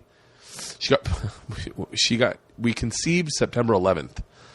I only know that because the guy goes. I remember when we were doing the exams, he was like, "Do you guys want to know the date you guys conceived? I can tell you that." And I was like, I didn't know they can tell you that. Yeah, they can tell you. Yeah. Almost to a day. And he said, he goes, September 11th. He found comedy in that, but I thought he was being accusatory, like, you should have been respecting the tragedy. Like, but and it was like 2 years after, but I was like, oh, okay. Yeah. So then she got pregnant September 11th, and then we got married December 27th, I think. So there was like a 3-month period. Now, was there a rush to get married before she started showing? Yes. Because that's that's something I think about. I think, well, at my age, do I really need to, absolutely be married first? But it would just make it so there's like a timing issue. There wasn't a rush if we didn't want to get married, but we wanted to get married. So, and we didn't want to have a wedding picture. Our choices were, we have the baby and get married after that, or we get married before the baby Georgia, the person that just answered the fucking phone. We get married before Georgia shows up. And I'd already had the ring, and I want to say like a couple weeks after we found out she was pregnant, I asked her to marry me. So it wasn't like it was the real question is logistics of when the wedding was going to be. Right. Like the ring I'd gone on the road. This is so specific. I'm going to say this, and I'm sure the dates don't match up, but I'm telling you, this is pretty much how it went down. I got the ring, then I went on tour for like 14 days with the guy I was touring with at the time, and we went on tour, and then I ended up in New York during the blackout. And during the blackout, I realized I had a panic attack. So I thought, the big New York blackout, I thought, what if we're about to die? My buddy Weicho, my best friend since I was a kid, said, "What are you so worried about?" And I was like, I'm afraid I'm going to die. And he goes, yeah, but so what? And I was like, yeah. And then I said to him, I said, I always wanted to have kids. And he was like, well, you just learned something about yourself, I guess. I was like, I guess I did. And he was like, is LeeAnn the one? And I was like, yeah. Yeah, she is. I want to have kids with fucking LeeAnn. I definitely want to have kids with LeeAnn. And he was like, well, there you have it. And so I was like... I'm getting chills. And Either I'm cold or this is a very moving story. Oh, then the next thing he said was, hey, I think they can't take credit cards. Let's fucking drink everything we can. Because they couldn't do credit cards. So we just kept ordering. And because he had worked at a restaurant. And so we drank a ton. And we were like, we don't have any money. We have credit cards. So they were like, all right, Dad, let us go. So I got back. And then during that period, I realized I was a lot more lackadaisic with protection. Because I was like, and right after that, I went down to Tampa and I was in the ocean with my dad. We were in chest high water, and my dad was like, "What time do your heart out?" By the way. Oh, I don't have one. Okay. Yeah. I was in the ocean with my dad, and I told him that. I told him that story, and he was like, "So you want to marry her?" And I was like, "Yeah." And he was like, "Okay, well, let's get you a ring." And I was like, "Okay." So we went and shopped for rings, and I found a ring, and I'd already kind of know what she liked in terms of jewelry. I had. Yes, I'd already known I'd already known I wanted to marry her before then. Don't think I had really taken the steps until the blackout happened. I was like, fuck, I need to marry this woman. So I looked at rings, and she had told me what she liked, and then I'd gotten a really good deal on a fucking ring. And so I was like a really good deal. So I was like, fucking buy it. I bought it, and my dad had it shipped. The week I went out on tour with my buddy that I was touring with, the ring was shipped to our house, and there was a koozie. They sent 2 beers koozies that said Heyman's Jewelers. Yeah. Fuck, no wonder I got a deal on the fucking I fucking love you, dream. Alison. I love you so much. I love you too. And so the 2 beer koozies came, and I forgot to hide the fucking beer koozies. She goes, we got beer koozies from Heyman's Jewelers in Tampa? What the fuck is that? And I was like, do not look in the closet. So the ball was already in motion. Our option was, do we want to get married after Georgia shows up or before she shows up? And our kind of thing was, she's from a Baptist family. Her dad's in there. You could barely understand the dude. And so we're like, let's do it before. So we got married in Bowden, Georgia. You could either drink or dance at our wedding. That's how Baptist they were. Wow. And I was like, drink. Stop me from dancing, motherfuckers. So, yeah. Wait, why? You can't do both in a Baptist, in that Baptist community, because they believe that both leads to sin. Wow. So you're only allowed one fun thing. Yep, drinking or dancing, and I picked drinking. I was like, who dances sober? Like, right. Who's going to be all the fucking I never realized. Is that like it's Baptist wide? She's from a town of 1,200 people. So like when we went and got our marriage license in Carroll, yeah, fuck it, I can tell you the city, Carrollton, Georgia. Mm-hmm. Not only did the one I just farted. No, but you made that sound. Not only did the woman we got our marriage license from know my wife, they had gone to high school together, but on the marriage certificate, license, whatever, the first question, name, second question, occupation, third question, I swear to you on my children's lives right now, are you blood relatives? I swear to God. Does that fast track it if you are? No, that's what I said. I said, what happens if I put yes? Yeah. The girl goes, nothing. I said, well, why do you have that question? Yeah. She goes, well, we just want to know if you is. And I was like, oh my God. I go, what if we is? She goes, just want to know. And I go, so what do I put for number 3? And she goes, well, is you? I go, I don't think we is. She goes, well, then put that you ain't. I was like, I ain't going to put ain't, because that might mean that we is. But yeah, that was, and our wedding was fucking beautiful. You know, she comes from a family of very kind of, no one's a millionaire. Mm-hmm. Everyone's they had a lake house, but they built it themselves. Mm-hmm. So it's very I'd say salt of the earth or humble, but no one's rich, no one flaunts it, you know, and no one flaunts anything. It's very our wedding was she paid for. And everyone came in and cooked meals and brought their meals, and it was, and they did it at the church that her grandfather owned, and they put a carport, closed-in carport over the area that it was fucking great. It was so great. That sounds really neat. Yeah, it was really great, and I didn't get too drunk. I paced myself drinking, and it was one of the fucking coolest. It was great. How long did it take you guys to plan that? I didn't plan a thing. I didn't do anything. I just picked the drinking part. She did it all. Yeah. No, wait. Are you? So see, if I were you, I'd stop using birth control now. If you know you want to get pregnant within a year, right? Well, I don't know. I said that. Is it? Are you sure? Are you with this guy? Yeah. Okay. I mean, I'm sure. Yeah, we're sure about each other. I threw out the year thing because we were talking about it, and I think he just like in this very like kind of a ginger way was like. Is he have red hair? No, I mean it like gingerly. But actually, his hair is reddish. But no, I didn't mean as a ginger would. I don't know if it can. Maybe I misused it actually. He gingerly was like, what is the timeline, baby wise, or whatever. You know, I think he just wanted to know like what I was thinking, and I said, well, ideally, you know, if we could start trying to get pregnant. I forget if I said start trying to get pregnant or get pregnant.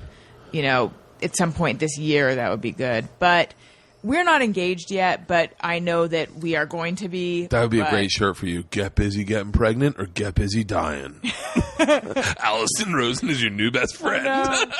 See, maybe I should, except that the idea of like, what if I got pregnant? What if you got pregnant tomorrow? Then I don't want. Yeah, see, I don't want that to happen. You don't want it tomorrow. You want it to happen in 9 months.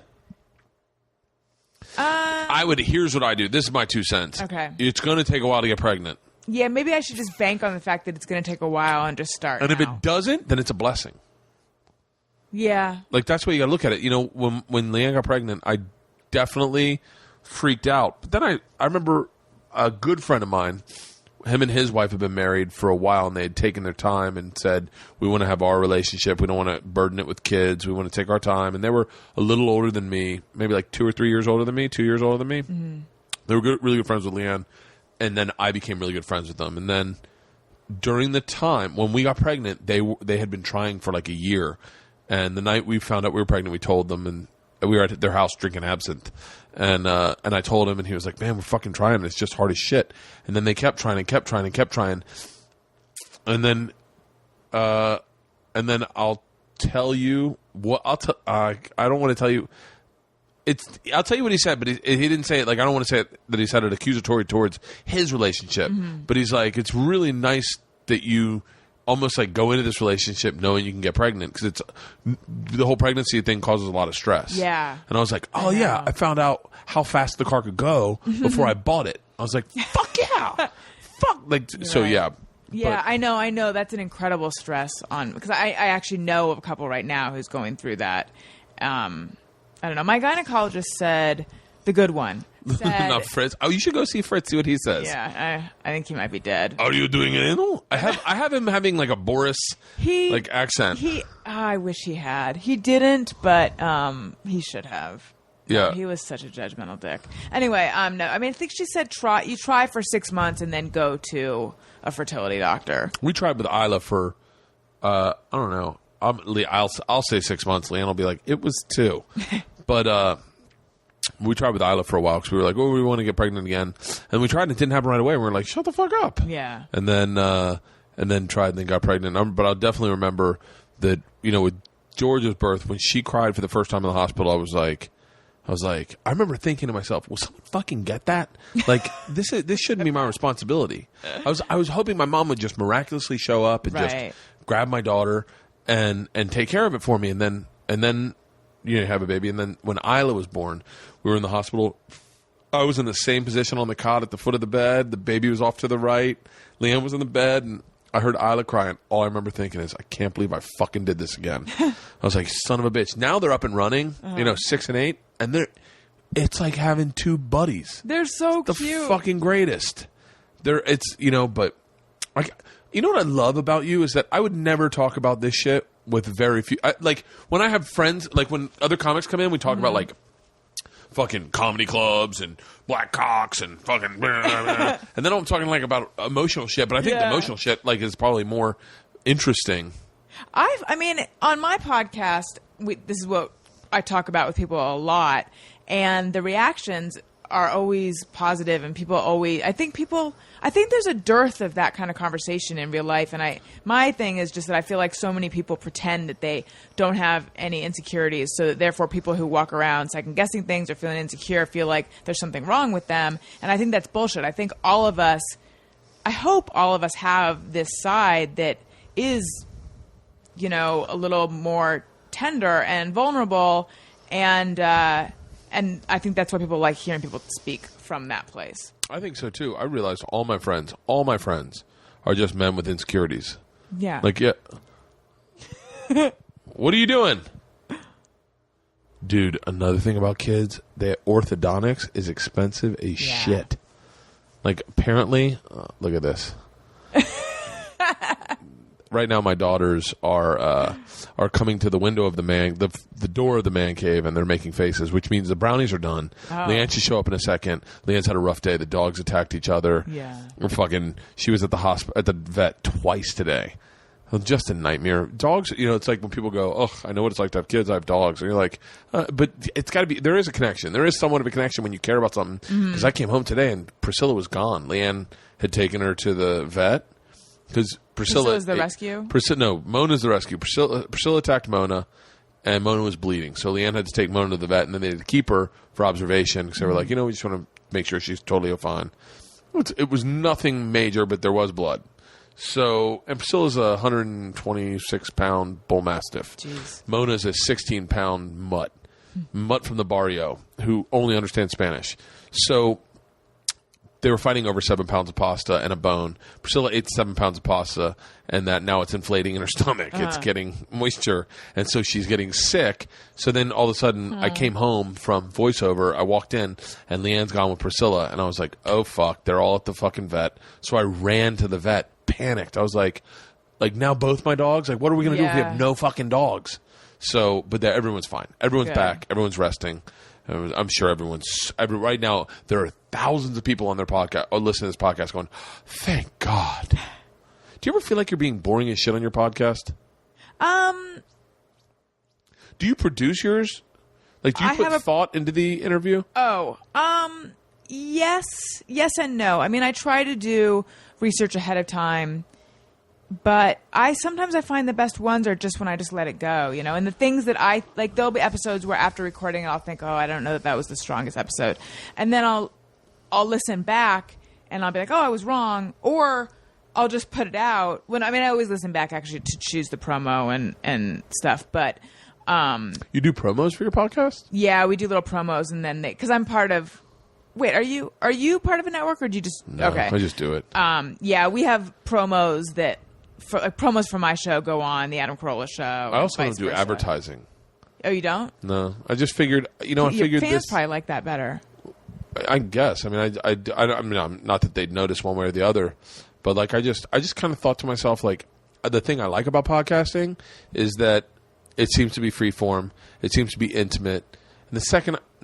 Definitely not the second you put an ad in, because the second a podcast starts, the intimacy is there. Right. But I just kind of looked at it like, I don't know. It didn't seem like something I wanted to do. Mm-hmm. I don't want to feel like I have to fucking make sure they're out every week. I don't want to, because I'm definitely a money-hungry fucking dude. So, like, I want money. So the second I know I can make money from this, I start maybe putting out a weaker product to an extent. Right now, not that I'm putting out a strong product, but right now, like, I'm doing this because I want to. Like, when you emailed me, I was like, fuck yeah, I will talk Alison's goddamn ear off until she fucking says, listen, I got to get pregnant. I'm out of here. But I just want it to be fun. I want it to be enjoyable, you know? Yeah. I mean, I could see where you would feel like it does change. Do you make a lot of money from podcasting? You know, more than I thought I would. Really? It's actually, which is not, but I mean, maybe I had low expectations, but yeah, I'm happy to say that my podcast has been profitable. Do you have do you get access to you're part of the network that is Adam's network, right? Ace? Carolla Digital is what it's called now. What's Ace? That was the former name. Okay, Carolla Digital. Yeah. And then you guys have who in that posse? It's the Adam Carolla podcast, my podcast, and then... Come on in, LeeAnn. Hi, I'm Alison. Nice to meet you. Here, LeeAnn, hop on a mic. George, give us 2 seconds. We're talking grown-up stuff. Okay. So... Okay, Isla. So wait, hold on. So Alison's describing... Here, LeeAnn, talking to her mic, make sure it works. Hello. Talk into it. I am. Okay.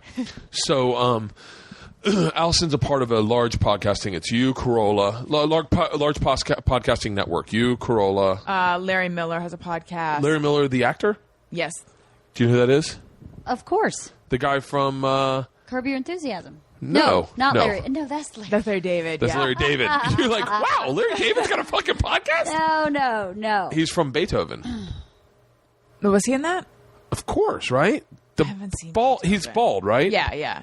I'm sure you're thinking of him. Yeah. Larry Miller's in Yes. Beethoven. Yeah.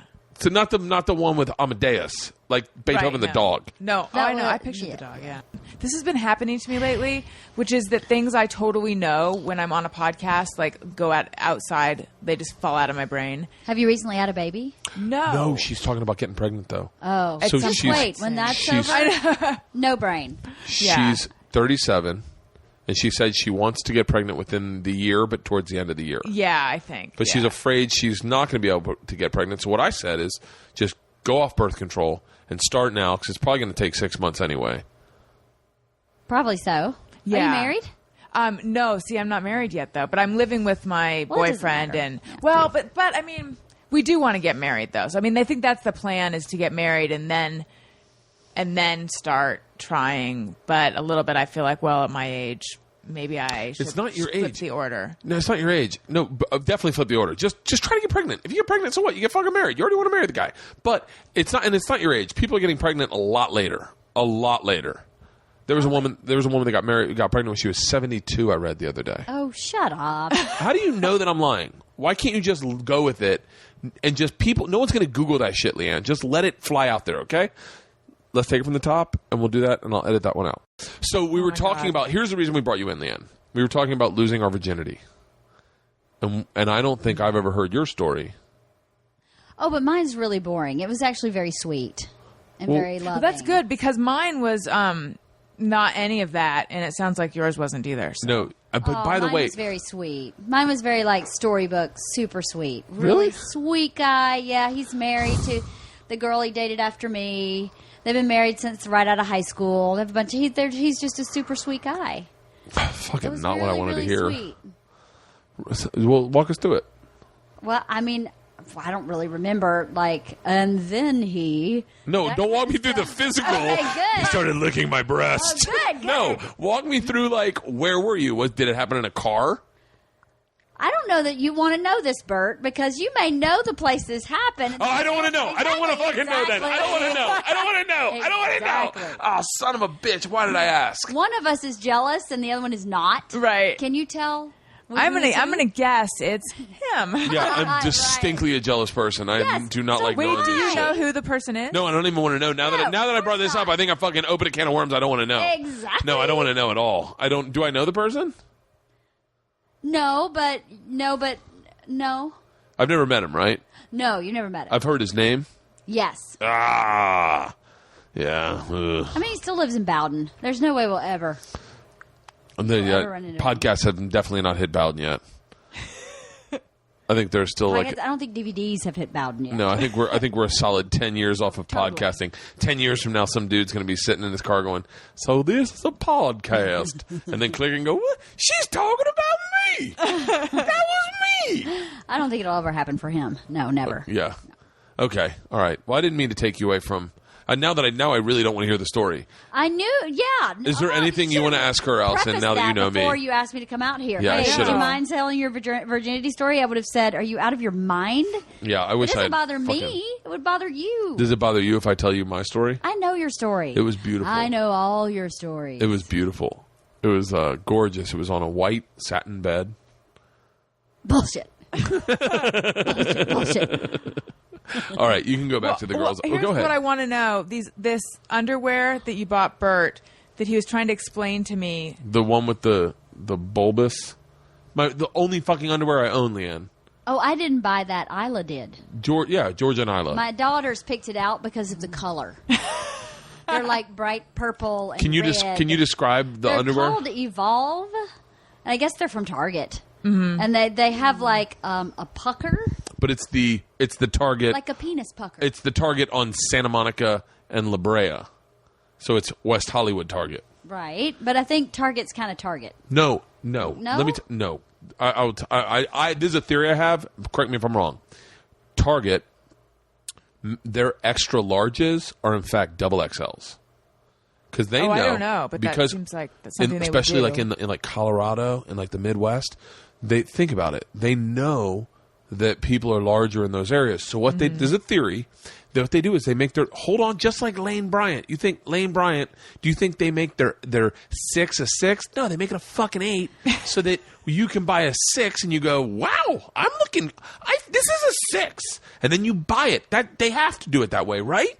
A, someone either has too much time on his hands, or B, someone has struggled with weight loss for last couple years, maybe. Hold on. He's trying to make himself feel better. No, but Target. I don't fit. I wear a Target large now, right? Bullshit. No, I swear to God, LeeAnn, I swear to God, I wear a Target large. But if you put me in Gap, it's XL. Banana Republic, XL.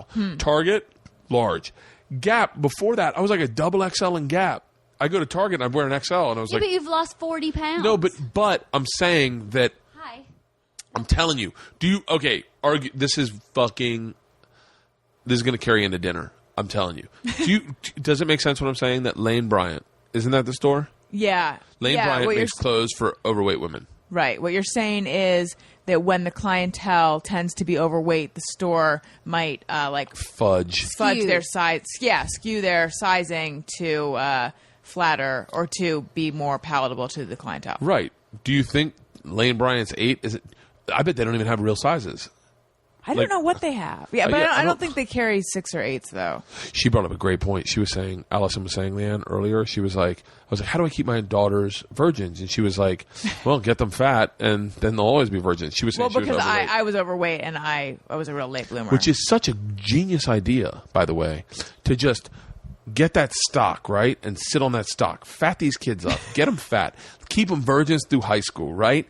Everyone loves a girl that got skinny. Like, when you said I was overweight, I went, shut up! It's such a mind fuck. Do you remember the girls that lost weight in high school? And all of a sudden they showed up 9th grade and they looked hot as shit. And then everyone's like, what happened to Shannon? And they're like, she lost weight over the summer. And you're like, holy shit, she's smoke. She's hot as shit. You guys know what I'm talking about? Totally. Fucking, this is why I don't do a podcast with my wife. All right, LeeAnn. Shut up. She does not find me interesting, does not find me funny. I do. I'm sure she does. I do. The first time she ever saw me do stand-up, you know what she said to me? What? I thought you were smarter than that.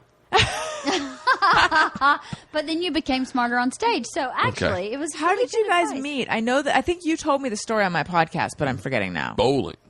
We were at a but bowling. you didn't tell me. I'm sure I probably told you a version, but we had met a couple times before. I have no memory of those couple of times. I'd seen her a couple times before. Do you have mutual friends? Is that how? We Yes. did. Okay.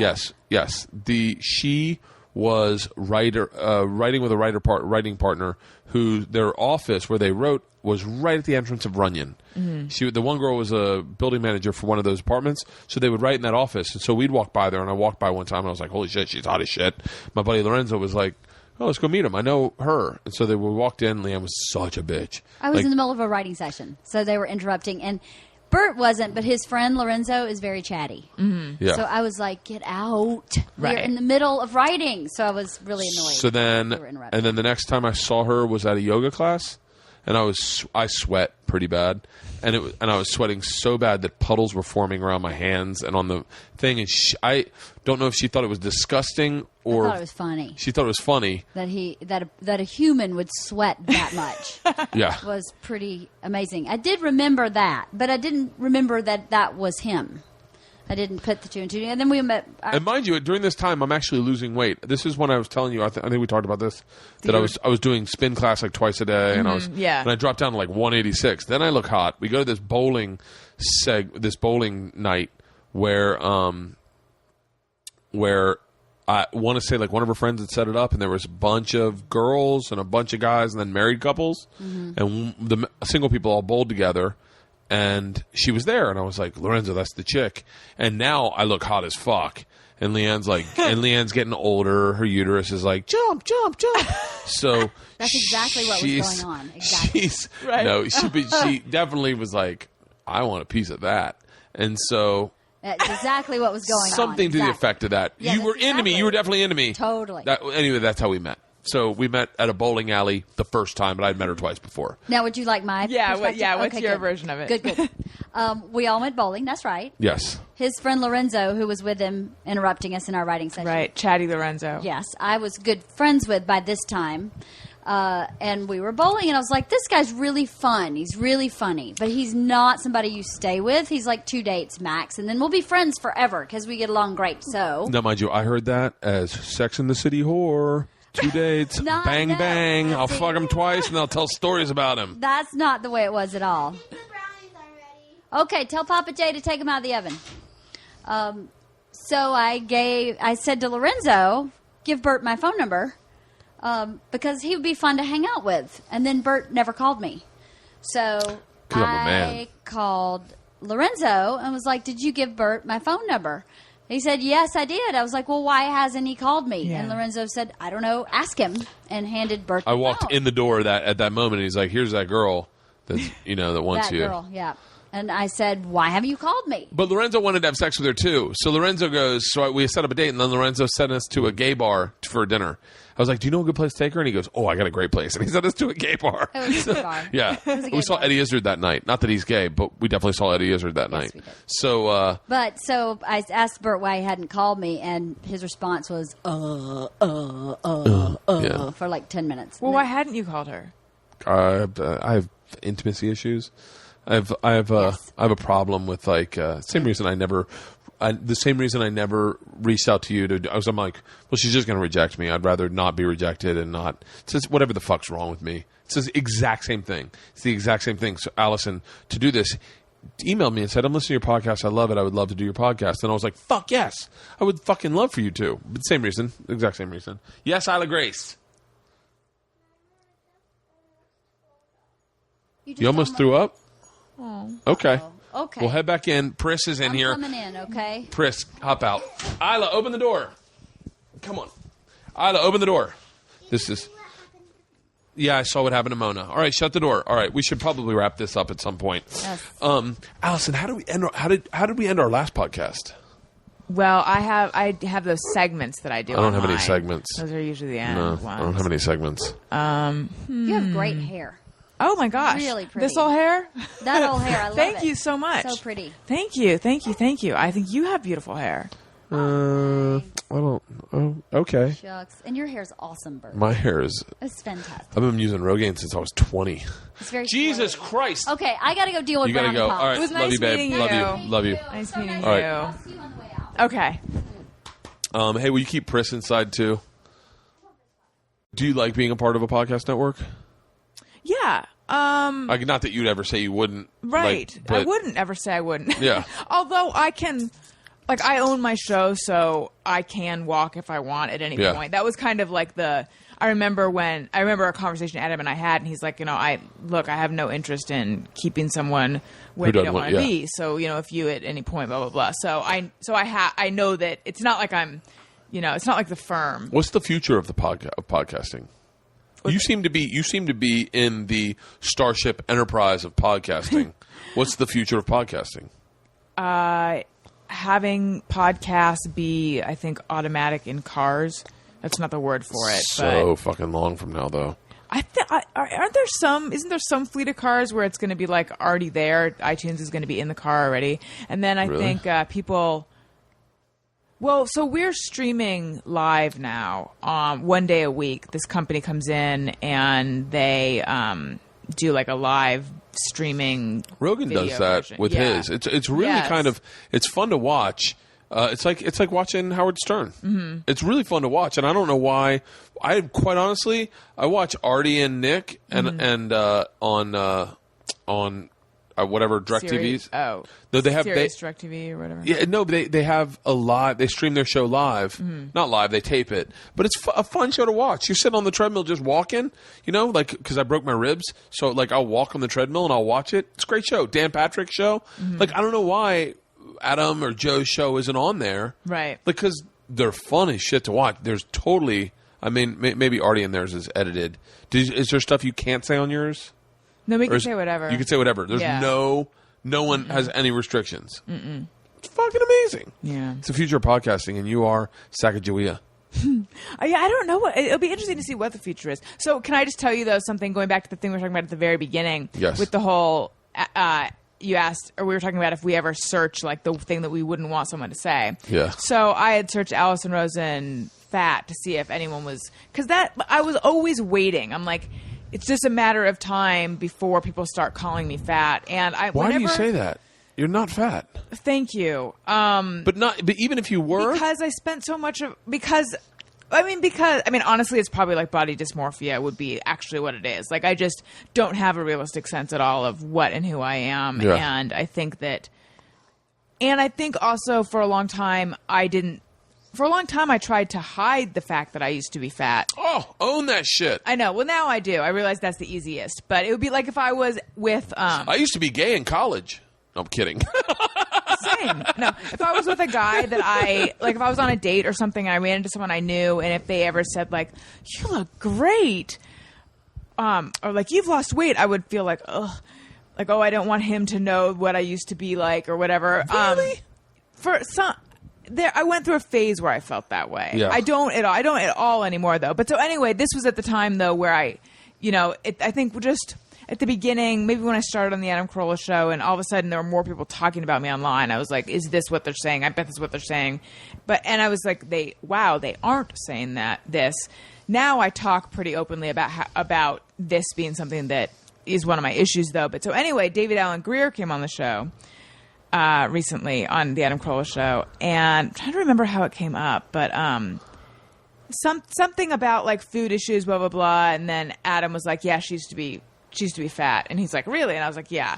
And he's like, look at you. He's like, you're not that fat. But the way it came out was so like that those were the words, you're not that fat. And I was like, I'm not that fat. And so then it turned into this funny thing where he was trying to backpedal kind of. Yeah. But he definitely said you're not that fat. And then he's like, was like wanting to, he's like, let me check you out. And that's so funny. It was funny though. Like, it was really funny. But now people all over the place are making, like, on videos or on Facebook or Twitter, the comment is, you're not that fat. Like, I was joking yesterday on my tombstone, it's going to say Alison Rosen, she wasn't that fat. Because now everyone, it's because you don't have any control over that either. What they put on your tombstone. God forbid. I can blow in a request. So, but it's taken on a life of its own. That is what everyone is saying about me now. She's not that fat. But people who don't know what we're talking about, I feel like if they're just looking at comments, they're just going to be like, what? So point is, now I have a feeling if I were to search it, it would be all over the place. No, you're not that fat. No, I know what you're saying, though, because I definitely like that body dysmorphia. Yeah. I will always, and I still have a double chin, but I won't shave my beard because I'm terrified of what I look like without a beard. Because even though I've lost weight, I know that my face is still a fat fucking face. And I remember my dad, God. I have a host of issues with my dad, but just base issues, nothing bad. He wasn't a bad dad; he was a great dad. But there was a sensitivity level that he just lacked. Yeah. And like I'd grown a beard, and I felt like I looked good, and we were in Vegas, me and my whole family, and my sisters, my dad, my mom, my kids, my wife, and he was like, buddy, please. The art of shaving is right across the hall. Let's me and you go in there and get clean shaven. Please do it for me. Please. And I was like, okay. In my head, I was like, I'll do it for him because I had been partying that weekend in Vegas. I know I was driving him nuts because he gets very nervous about like if I drink late, he keeps him up. So I went in to get shaved with my dad, and I go in, I get clean shaved, and I come out and he sees me. He goes, "Oh, you should have kept the beard." Oh my God! And I was like, "Motherfucker!" I was like, "Do you not know how to talk to a person?" Yeah, right. Wow. I remember I had long hair in high school, and I got and he wanted me to cut it so bad. He hated my long hair. I hated it, and I got a flat top. Everyone on the baseball team got a flat top. I thought it actually looked pretty good, and I walked into his office with a flat top, and he looked up and he went, I don't like it. And I went, okay. Like just little things like that. Like he just didn't know how to address subtle, like when LeeAnn was pregnant with Georgia, we had like 2 months until Georgia. I've definitely talked about this before, but we had like 2 months until Georgia was born. I took 2 months off to be there in case Georgia was born, and I wasn't making that much money. But then I found out right before the 2 months that I'd actually run out of money. That all this money that I'd had from TV had kind of run. I needed to pay taxes, and I didn't have the money I thought I was going to have.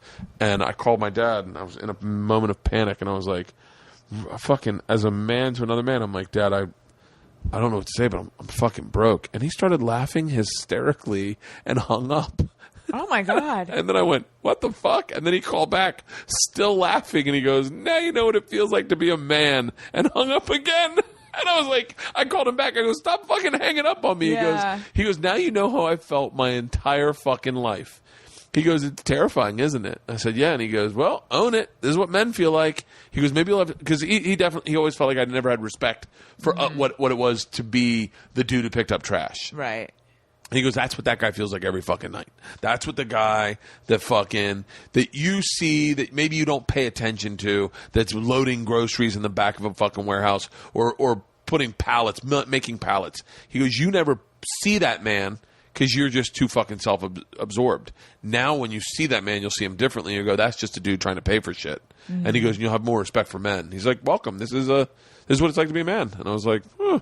That was not what you were looking for, is it? No, I was looking for money. Yeah. I was like, yeah, how about fucking a solid 10 grand so I don't have to worry about this shit? And he was like, no, you're a man now. And he was like, this is the price to be a man. Those lessons, though, like my uncle is still very successful in D.C. And when I graduated college, I wanted him to just give me a job. Mm-hmm. And he said no. He was like, nope, I'm not going to help you at all. And I was like, what a fucking dick in my head. Yeah. And then he's like, well, if you want to start stand-up, do stand-up. And call me in like 3 months. I called 3 months, nothing. Called another 3 months, nothing. Wouldn't help, nothing. Wouldn't get me an interview, wouldn't help me with a contact, nothing. And now I look back, I'm like, thank fucking God, because I would have taken that handout. Mm-hmm. I would never, not that I'm a millionaire, but I'm very happy. So, how do we wrap this up? I don't know. Let's see. Well, thank you so much for having me on. No, thank you, Alison. And look, I'm just wrapping up your show for you. Yeah, please. You're the professional. People can find me on Twitter at Alison Rosen, or you can find my website, which is AlisonRosen.com. And my show, Alison Rosen's Junior Best Friend, comes out Mondays and Thursdays. You do 2 a week? Well, here's what I've been doing. My stuff tends to run long because, I'm wordy like this. So this wasn't that long. I thought this was long. It's not that long. Oh, good. Okay. Only an hour and 45 minutes. Oh, well, there you go. So I take the longer ones and I break them into 2 parts. And then I do a thing at the beginning where I do that fan phone call segment or some other segments. So so I don't actually say that I'm twice a week. Because what's the shortest interview you've ever had with a person? An hour and a half. Really? Have you ever been into an interview and like, this isn't going good, I want to just wrap it up? Actually, I have had that thought sometimes, but I don't. I stick with it. I'm so not saying. Will you tell me after? I'm trying to remember. I mean, I just want to know not to have them on my podcast. Yeah. Well, it's different. It's like there are certain people who come onto my show and I realize pretty early on, they don't want to talk about they want to do personal bits stuff or things that are like real and happening, and so this is just going to be a difficult interview. Do you have people that come on and try to do bits? I don't even have a problem with that. Like if it's funny, that's cool. I love that. If someone wants to perform, that's great. Yeah. But yeah, something where it's like, I'm going to have to work for it to get anything out of them. Yeah. But and I'm trying to think who it was at this point. I'm trying to think if there's been anyone where I'm like, I don't know. I mean, what about you? I've only had a few podcasts, and I only really have friends on. So, yeah, like for me, it just stinks because my friends don't want to do it over and over again, and that's all I really want to talk to. Right. Are my friends. So, like going out of my comfort zone with guests, I'm just recently started doing that, where it's like people I maybe don't know very well, or I just know a little bit, or I know their work. Mm-hmm. But yeah, I take that back. Maj Jabrani and I have only hung out a few times, but we got along really quickly. I was like, dude, you should do my podcast. Because I was like, I can talk to you. I haven't really, I don't know. I think you should feel more comfortable just emailing people and asking, because I think that more people than you think will want to do it. Maybe I'll do that. What about any tips for me as a host? You've been hosting for a long time. Is it clear that I talk way more than the fucking guests?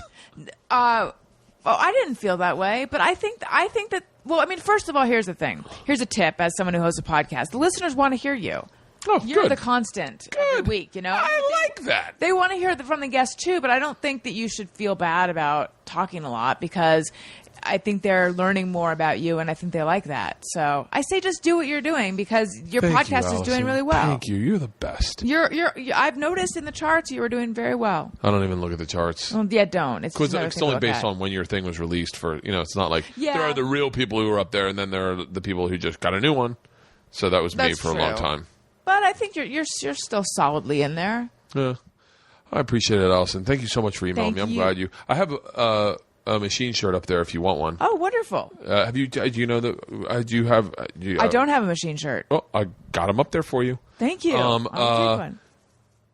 That's it, Alison Rosen. You are my new best friend. Thank you. Do you like how I tagged that? I like it. The music's already playing.